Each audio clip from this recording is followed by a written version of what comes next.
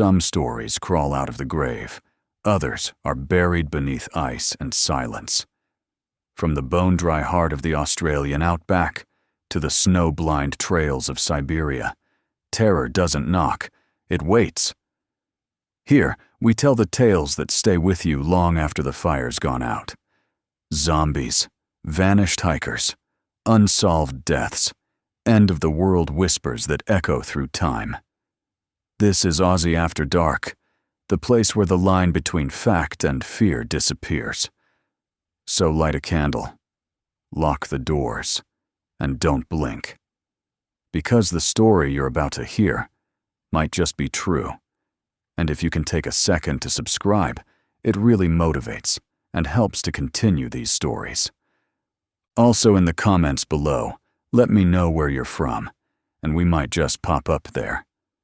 The morning smelled of damp earth and wood smoke, as if the world itself were waking heavy and sullen. Edrin stood beneath the shadow of High March's gatehouse, his pack tugging at his shoulders, the walls rising above him like giants of stone ready to swallow him whole. He was 19, a blacksmith's son, hands roughened by hammer and bellows, not by spear or sword. Yet here he was, one more soul called into the war that had spread like wildfire across the borderlands. And this was no ordinary war. Rumors said the enemy marched with their own hosts of beasts and magics, creatures from the darker places of the world. In the taverns, men whispered of winged riders blotting out the sun, and of shadows spawned that howled like wolves, yet walked upright like men. At the mustering yard, boots scuffed the hard-packed dirt.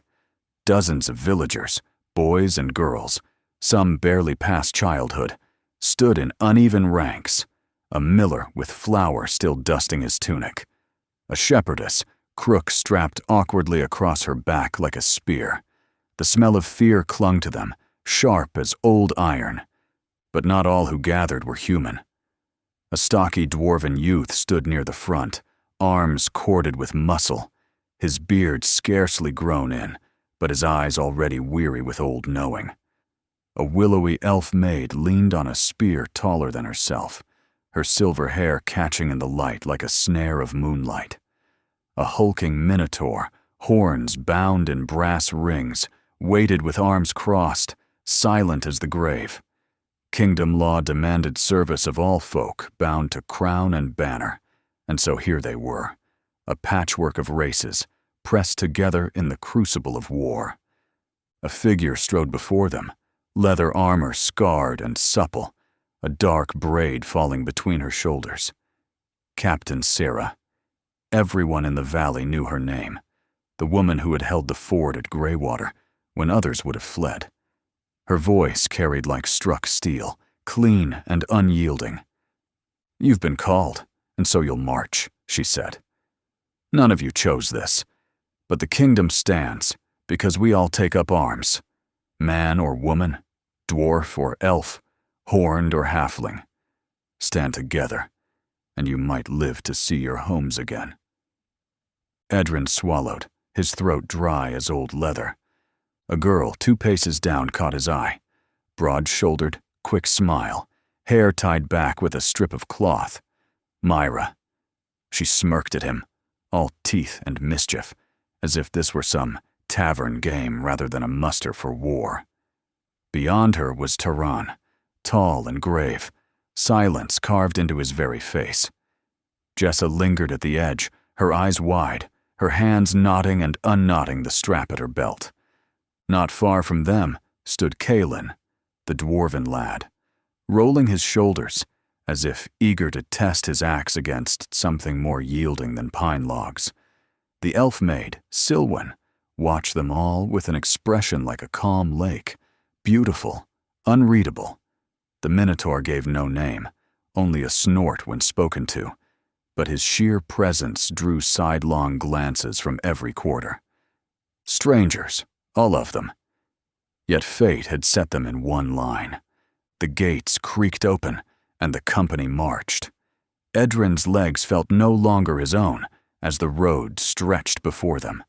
dust rising in slow clouds. Days blurred into a rhythm, marching at dawn, halting at dusk. Fields gone fallow, hollows slick with dew, ruined farmsteads where the hearths were cold and black. The company moved like a ragged river, each of them swept along. Edrin found himself drawn, little by little, into the circle of those nearest him. Myra filled silences with laughter and wagers, her grin never far, even when her feet blistered. Taran spoke little, but when he did, it was like stone ground against stone. Slow, deliberate, heavy with thought. Jessa knew more songs than Idrin thought possible, some bright as birdsong, others soft and sad as rain on the eaves. Kalen boasted endlessly of his skill with an axe, but there was warmth in him, like a hearth on a cold night. Silwen seldom spoke, though when she did, her words carried a strange weight, as if they were meant to be remembered long after. The Minotaur, whom Myra, with reckless boldness, had dubbed Branthorn, remained aloof. But when the company's packs grew heavy, Edrin noticed he carried the burdens of 3 others without complaint. On the 3rd day they passed through a village burned to the ground. The beams jutted like broken teeth.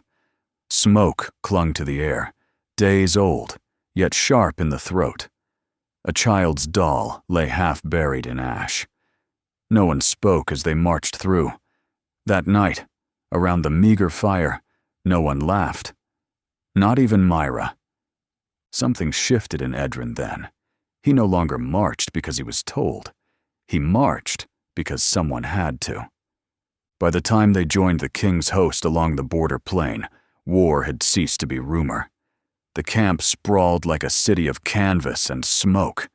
Rows of tents, cook fires smoking, smithies hammering, the bray of pack mules, the scent of boiled leather and horseflesh. Voices rose in quarrels, in songs, in prayers.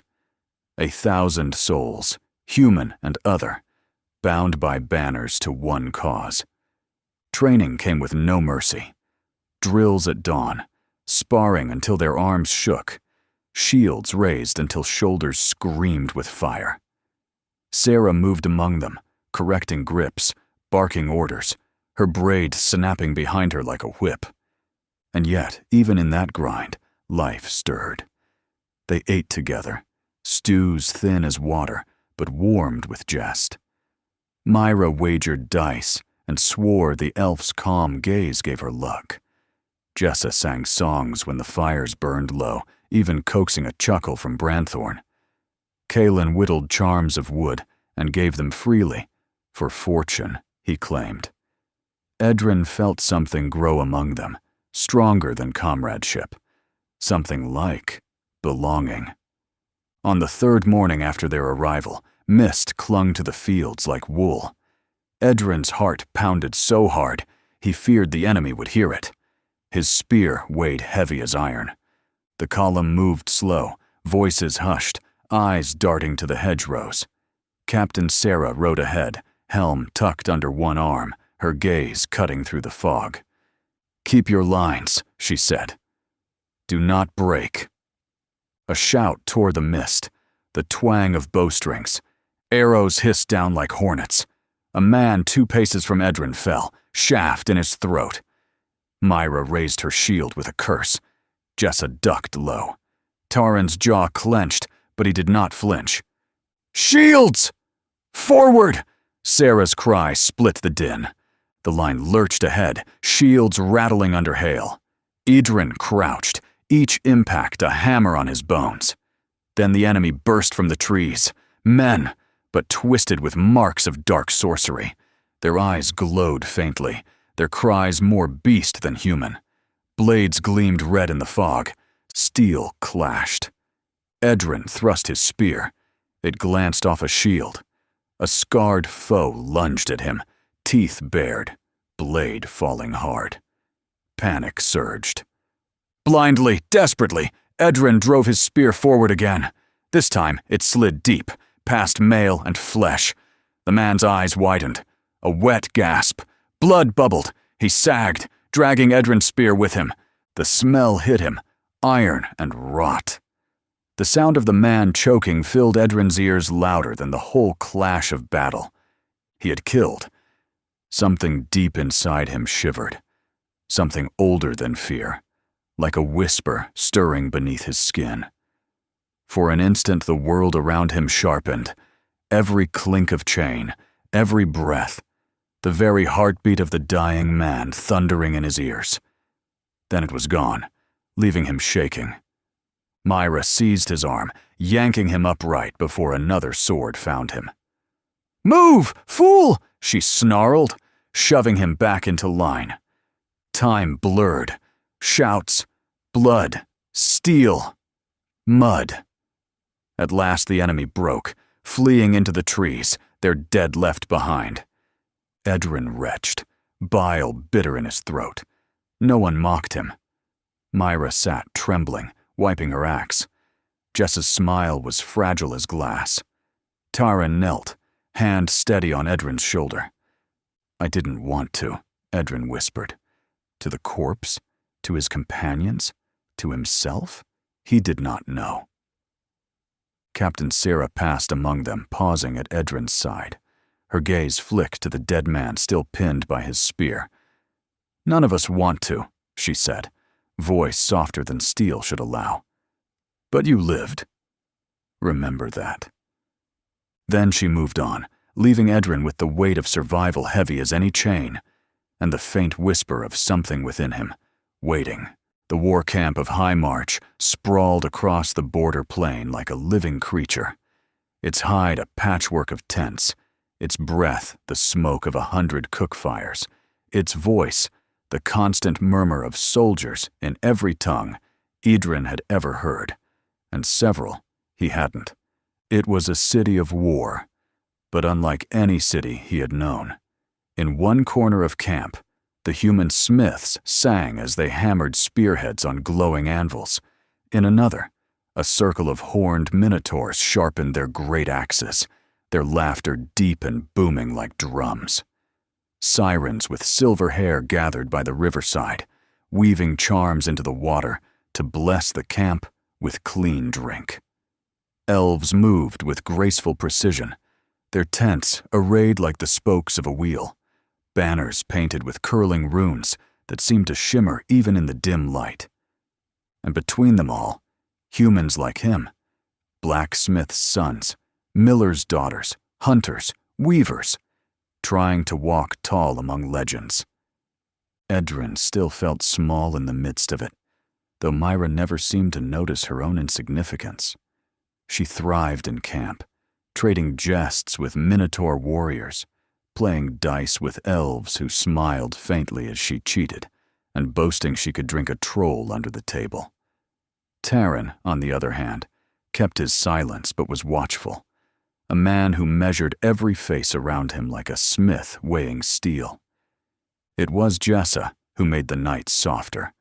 Her voice could still a crowd. Even the gruff orcs gathered near the fires would lean forward when she sang. Her ballads spoke of home, of harvests and hearths, and though her notes trembled, they reminded the soldiers, whatever their race, that they were more than weapons. Edrin spent most of his days training. The drills left his arms heavy as lead, but he found strange comfort in the routine. Spear thrusts, shield walls, sparring bouts that ended in bruises and breathless laughter.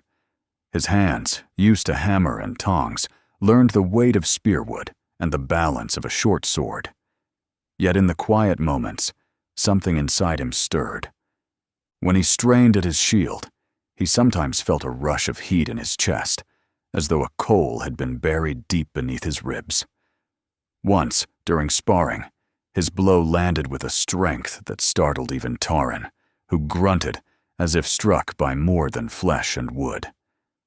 Edrin brushed it off, but at night, when he lay staring at the dark fabric of his tent, he wondered.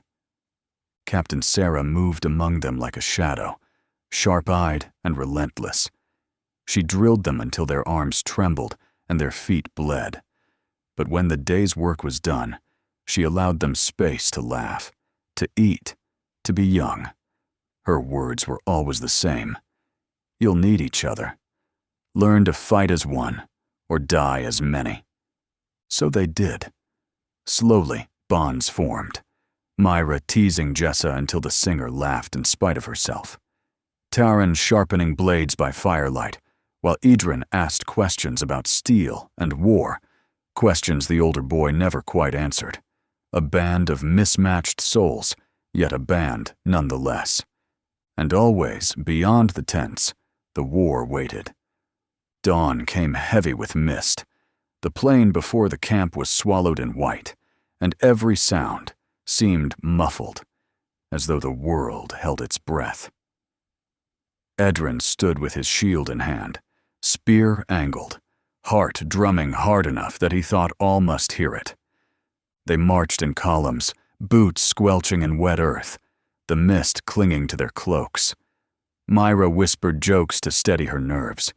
Jessa's lips moved in silent prayer, and Taran walked grim and silent, his hand steady on the spear. Around them marched elves, minotaurs, trolls, and men, the strange patchwork host of the kingdom. Captain Sarah rode at their head, helm under her arm, eyes like flint. "Keep your lines," she called softly. "Do not scatter. Do not run." Then came the first sound, a twang of bowstrings, thin but sharp. Arrows hissed from the mist like angry hornets. A minotaur bellowed as one sank into his shoulder. A man beside Edren stumbled with a shaft through his neck. "Shields!" Sarah's cry split the morning. The line bristled like a hedgehog, shields lifted, arrows rattled against wood and steel. Edren's arm shook with every impact, his breath shallow and hot in the confines of his helm. And then the mist split, and the enemy came. They were not merely men. Shadows surged forward, beastmen with twisted horns, mercenaries clad in ragged mail, goblins howling as they darted low with crooked blades. They struck the line like a storm. Edren's world shrank to his shield and spear. A goblin lunged at him, teeth bared. He thrust and felt the jolt as his spear caught in its ribs. Another foe came, a scarred man with eyes wild. Their blades rang against each other, sparks spitting in the mist. Edren's shield arm ached, his lungs burned. Panic surged, but beneath it, something else. That coal in his chest flared, heat rushing down his arms. His next thrust landed with a force that should not have been possible. The man's sword arm snapped aside, and Edren's spear drove deep. The enemy staggered, mouth opening in a wet gasp. Edren's hand shook as he tried to pull the spear free, but the weight of the dying man dragged it down. The smell of blood, hot, metallic, choking, filled his nostrils. He had killed. The world tilted, his stomach clenched. Myra's hand seized his arm, yanking him back into line just as another foe crashed against them. Her axe flashed, blood spraying across her cheek, and she spat, snarling, "Move, fool!" The skirmish blurred into chaos. Screams, steel, the stink of sweat and blood. Jessa crouched low, stabbing with a dagger as tears streaked her face. Taran fought like an unyielding wall, each blow precise, each movement controlled. Around them, elves loosed arrows with cold precision, while minotaurs swung axes that cleaved foes in two. At last, the enemy broke. They fled back into the mist, leaving their dead and dying behind. Silence fell, broken only by groans and the ragged pant of the living. Edren bent double, retching into the mud. No one mocked him. Around him, others sobbed, stared at bloodied hands, or stood in stunned silence. The field was littered with corpses, human, goblin, beastmen alike. Taran's hand touched his shoulder, steady and wordless. Myra sat on a log, her axe across her knees, fingers trembling as she wiped blood from the blade. Jessa tried for a song, her voice cracking before she could find a note. Captain Sarah passed among them, silent, her gaze hard, but not unkind. She stopped before Edrin, her eyes flicking to the body tangled with his lost spear. "You lived," she said simply. "Remember that." But Edrin could not look away from the face of the man he had killed, nor from the ember burning in his chest, hotter now, as though the act of blood had woken something that had waited, patient and silent all his life.